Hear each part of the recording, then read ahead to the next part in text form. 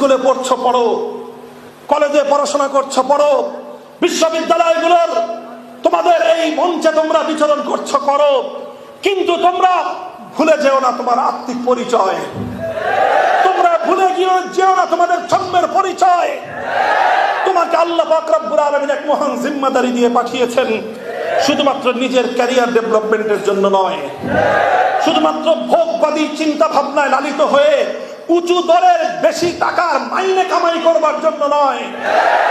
দেশের প্রতি, জাতির প্রতি, মানবতার প্রতি, উম্মার প্রতি তোমার ঐতিহাসিক দায়িত্ব রয়েছে। সে দায়িত্ব যদি তুমি পালন না করো, যত লক্ষ কোটি টাকা কামাই করো না কেন, তোমার জীবন ব্যর্থ। কিয়ামতের দিন আল্লাহর দরবারে জবাবদিহিতার সুযোগ তোমার থাকবে না।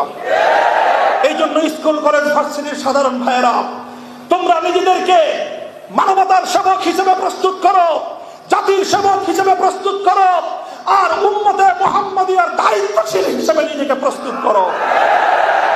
প্রশ্ন করতে পারো কিভাবে প্রস্তুত করব?